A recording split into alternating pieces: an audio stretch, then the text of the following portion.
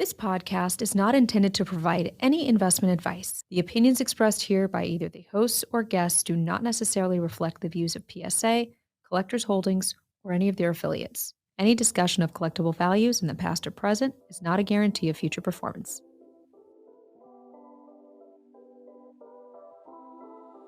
Hello and welcome back to another week of the PSA Pod. Ryan Greene and Jack Archer coming to you here from PSA HQ. Jack, how's it going? It's going fantastic. We got stock up, stock down today. Looking forward to chatting hobby, chatting sports with you. I'm ready to get right into it. Stock up. We're going to start this week with the guy everyone's been talking about after week 10 of the NFL season. Not a quarterback, Justin Jefferson. Is Justin Jefferson actually in the MVP conversation? Because the Vikings look really, really good. And I know Kirk Cousins isn't getting the MVP.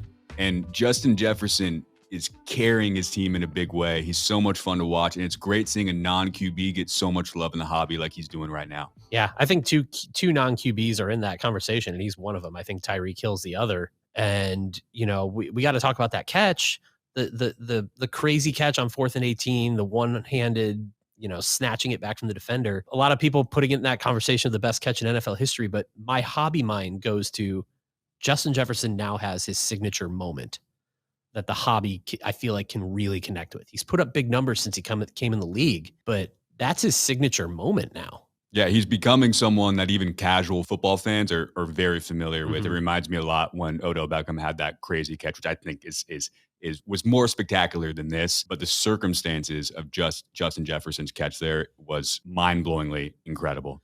On the hobby side, his 2020 Silver Prism PSA 10, you got a pop of only 74, and it's up more than 96% since the start of the season per card ladder, currently valued at approximately $1,050. And for comparison, I ran that against Tua Tagovailoa's Silver Prism from that same set in 2020, which has a pop that is about twice as high at $140. And the current card ladder value on that, $710 with only 20% growth since the start of the season. So the hobby is definitely taking notice, and the data backs that up to what Justin Jefferson is doing. The Prism Silver rate in 2020 Prism football is really, really low. 300 card checklist. You have so many offensive linemen and just players that aren't collectible in any form. And it was just really hard to hit base cards of the players you were chasing, let alone silvers. So eventually that pop is going to rise, and that may reflect price in some cases. But pop 140 even for a Prism Silver feels very, very low. That's like 2015 Prism low. And 2015 basketball, 2015 Prism Silver for football, of course, was the base card. We expect him to kind of keep this up too, because he's on historic pace on field. Not only is this going to be a playoff team, but he's in some pretty impressive company. Yeah, I saw a stat that said it basically listed the most games with 100+ receiving yards in the first 3 seasons.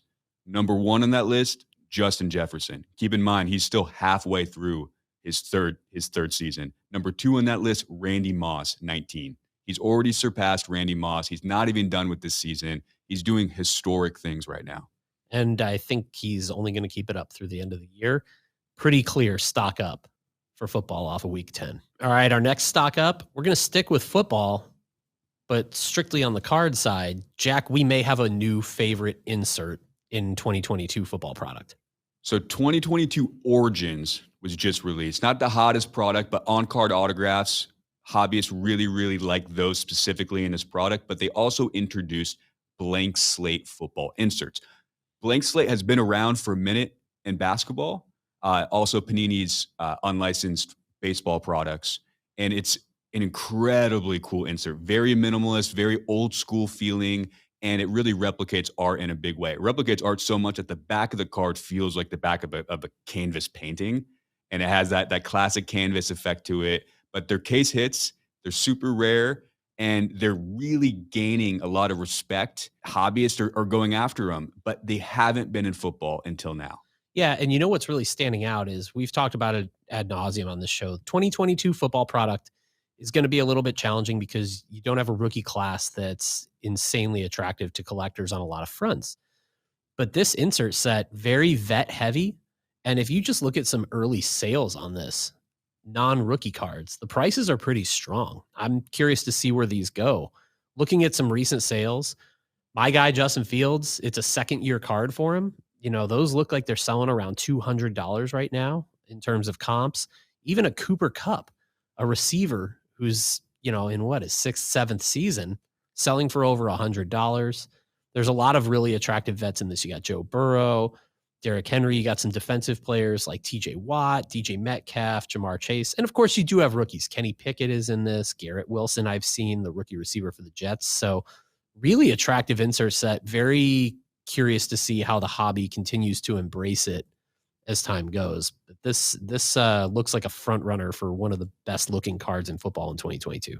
In basketball, for comparison, PSA 10s of like Jason Tatum's, Devin Booker, like second year John Morant, that type of thing, they float around like 600 to like 1200 in price for non-rookies. The rookies are pretty hot. I saw some Evan Mobley's go for big. I've seen some Jalen Green's go for big on eBay. Even the veterans, much like Kaboom, much like Color Blast, much like Stained Glass, there's going to be interest in these big case hit inserts, even if it's not a rookie card.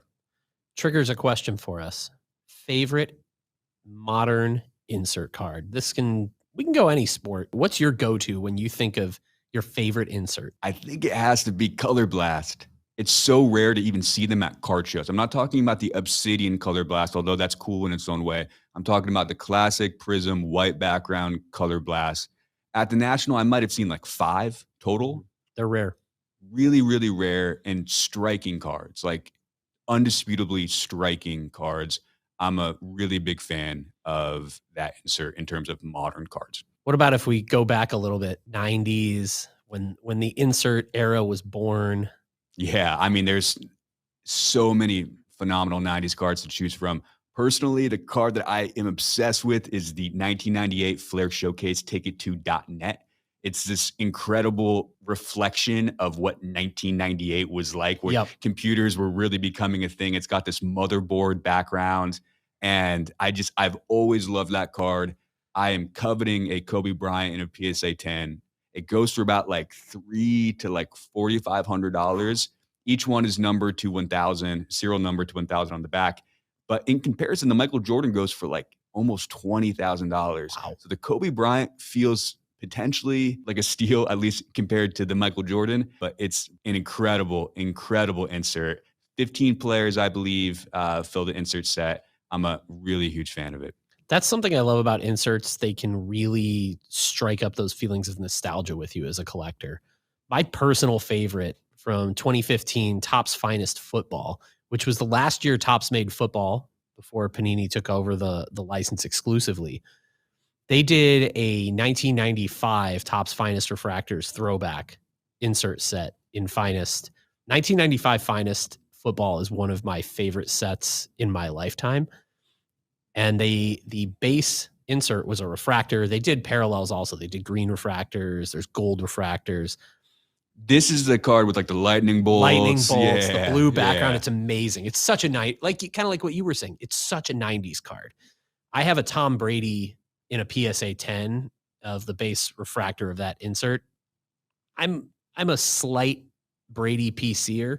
That's my favorite Brady card I own, largely because it connects me back to that set that I chased so feverishly when I was 12, 13 years old. Fantastic insert. Side PC, I think, is what hobbyists are calling the term now for someone that you're slight PC. Not all in, but he's my ideal side PC in football. Yeah. I love that choice. I love that card. It is striking, to say the least, and just so different. And especially because Tom Brady's so buttoned up, to have this card have so much like wackiness and craziness all over it. It's a really fun juxtaposition. I love it. It really is. All right. And our last stock up, Funko Pop grading. We've talked about it a little bit here on the show. PSA just launched this service last month. We're seeing something very interesting starting to trickle out, and that's some sales of PSA graded Funko Pops. Yeah, it's really cool to see some prices realized, but just going through like eBay search history for some PSA graded pops, we saw a John Morant PSA 9 sell for $165. For comparison, a raw of that exact same John Morant Funko Pop sells for about $20. The biggest sports related sale that we saw recently was a Tom Brady Color Rush jersey. He's got the beanie on. PSA 10 sold for just over $1,000. Wow. And that's like a $50 pop ungraded. And I think what that really speaks to is how rare these PSA 10s are. They're just not coming up. Yeah, and we talked about that a little bit earlier on the show, but the population data early on is starting to show some of that. What we're seeing here internally is PSA 10s of these, because there's so many things to look for when grading Funko Pops, not going to be easy. I mean, if you think about it just from like a three-dimensional way, cards are flat. We have edges, but just edges. These have sides everywhere. And it makes sense when you think about it that way, how difficult it is to get a PSA 10. I've submitted 2 Funko Pops and both look pristine as can be. One got an 8.5, the other got a 9. And just looking through some of like our imaging database for like pops coming through, you have to go through like 5 to 6 pages to see a single PSA 10 come through. So the premium that PSA 10s are commanding makes a lot of sense, but PSA 9s and below are also commanding a pretty big premium, as the John Morant PSA 9 sale, $165. Pop itself retails for $20 shows. And grading of Funko Pops, the pricing is very reasonable. Head to psacard.com. You can find all the information about Funko Pop grading, not only how to do it and how to submit, but also learning more about what we're looking for when grading these. It's very fascinating, and some of this early sales data really indicates that the market for this is going to be really fun to watch in these next 6 months, I think. They're so presentable too. I have my Kobe Bryant. It's like the rare variant where he's got the 8 jersey on. It's sitting on my desk right now, and it's just like a beautiful showcase. And it can sit on its own too, unlike a card where you need some type of stand or something. It's really, really cool. I'm so excited to have this in my collection, and I'm just enthralled with Funko Pops right now. There's so much to dig through, so much to learn, so much to covet. It's an exciting time when you realize that I'm going to be collecting something, and I'm going to be collecting it for a very long time. And that's how I feel about Funko Pops right now. We're going to be right back. Take a quick break, and we'll be back with Stock Down. Hey everyone, I'm John and I work in the marketing department here at PSA. I wanted to remind you all about our modern sports card bulk grading special, which is going on until the end of November. If you're ripping wax of any new releases this holiday season, or actively collecting any current players like I do, this is the perfect time to get your collection graded by PSA at this limited time pricing. Me? I'm a big Chargers fan, and I collect Keenan Allen. Plus, I'm a huge F1 guy, and I'm constantly adding to my collection. I'll definitely be taking advantage of this special to get some of my favorite cards in PSA slabs. The maximum declared value with this special is $199 per card with a 10-card minimum per order. And a reminder, this special is exclusive to Collectors Club members, so visit psacard.com/join to become a member today. All right, we're back with a little bit of Stock Down. Nothing too extreme this week. And I guess we'll start in the same game from where Justin Jefferson had that signature moment. We're not going to necessarily call this Stock Down, but almost eyes on what's going to happen with this stock. Josh Allen. I think it's Stock Down, my dude. Yeah? Okay. Josh Allen Maybe I'm being too nice. has 4 end zone interceptions in the last 2 games. He's looking like second year Josh Allen, where people were like, hey, he might be a good fantasy football quarterback, but he's not like the MVP candidate, Josh Allen. I'm a little worried. I'm a little disappointed. I love Josh Allen. I'm a huge fan of him. I want him to succeed. I want the Bills to succeed. I'm terrified of Bills Mafia. I'm with you guys, but it doesn't look great right now. Yeah, looking at his card ladder player index, he was so buzzy before the start of the season. We were both at the National. His cards were what everyone was looking for in a very short list on the football side. His card ladder index is up 5% since September 1, the start of the season. So it hasn't climbed a ton with his MVP caliber performance of the season until the last couple weeks. But it's going to be really interesting to see. Like you said, I was shocked to see on Sunday that he currently leads the league in interceptions. Not only end zone interceptions, he's just throwing interceptions. He's making some interesting decisions with the ball. And now you've got that looming elbow injury that he's managing. I really hope he's not seriously injured, because he's just so much fun and he's great for football. I hope he bounces back, and there's a really good chance that they will, because he's an incredible talent. The Bills are fully loaded, and this might just be a temporary setback. No team can be perfect throughout the entire season, as the Eagles showed us last night. But Josh Allen, there's worry there. There's certainly worry there, especially with the prices as high as they are. But the upside, of course, is also there as well. And I want him to be healthy and prominent because he's the perfect foil to Patrick Mahomes in the AFC. We've had that conversation of late. Is this Brady versus Manning 2.0? It very well could be. They could be rivals on the field for the next decade plus.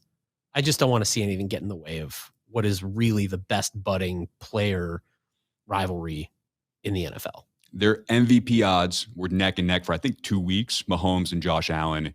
Now it's Mahomes at the top. Josh Allen went back maybe 2, 3, 4 spots. Tua might be surpassing him soon, the way that the Dolphins are playing. He's 100% in that conversation. Sticking sort of with football, stock down, we got to talk about what's on the horizon in terms of product releases coming out the end of this year. We've talked about it on this show in the past. 2021's football and basketball product releases got kind of skewed. Obviously, supply chain issues factored into a lot of this. It affected Topps, Panini, everyone. You had all of these flagship 2021 football products coming out after the 2021 season ended. So quarterbacks like Trevor Lawrence, Justin Fields, Trey Lance, the rookie cards, for the most part, didn't even come out until after their first season was in the books. Not the standard schedule that not only the manufacturers, but also collectors want to see being in place.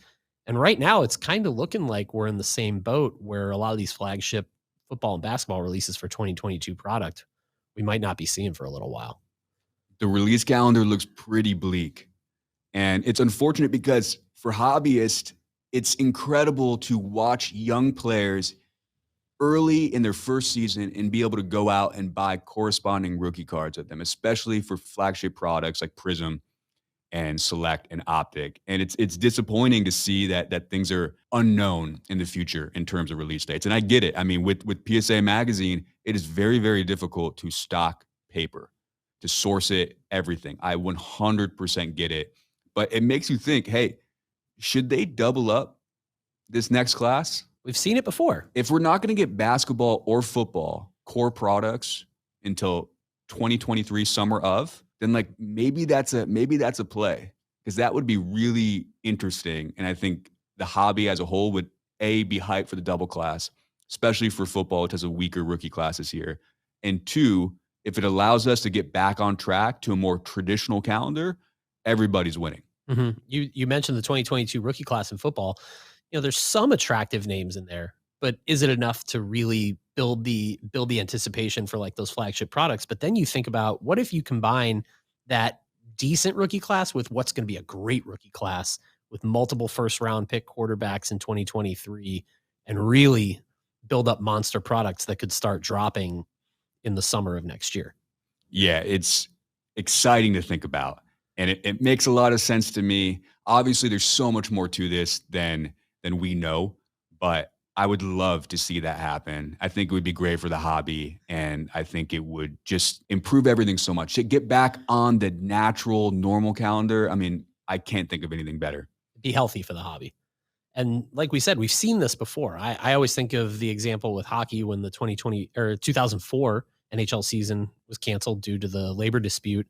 The 2004 and 2005 rookie classes were combined into 2005 Upper Deck. And with that, you ended up with 2 generational number 1 overall picks, Alex Ovechkin and Sidney Crosby, who were drafted a year apart, having rookie cards in the same release. So 2005 Upper Deck Young Guns, that's what makes it so iconic, is you might never see anything like that again. And we've seen it in basketball. Yeah, I mean, 2012 Prism. You had the 2011 rookie class, Kyrie, Klay Thompson, and the 2012 rookie class combined into one. And it's one of the most iconic sets in modern card collecting, partially because of that. Partially because it was the first year Prism. I mean, it's a fully loaded set with a lot of stars. And there's the potential to do that too between basketball and football. Yeah, we'll see what happens in these next few months. So that's been stocked down for this week. For Jack Archer, I'm Ryan Greene. Had some fun today. And our next episode, we're going to tease this a little bit because we're going to have a really fun sit-down conversation with new PSA president, Ryan Hogue. Jack, I can't wait to talk to Ryan. A really fun character, I want Ryan on the show Yeah. like every single week. I just love talking hobby with him. Yep. So it's gonna be great. People are really gonna enjoy the conversation. Ryan is always a good hang, always a good time. Yeah. Stay tuned because we're going to be dropping that early next week. Once again, for Jack, I'm Ryan. We'll talk to you again soon.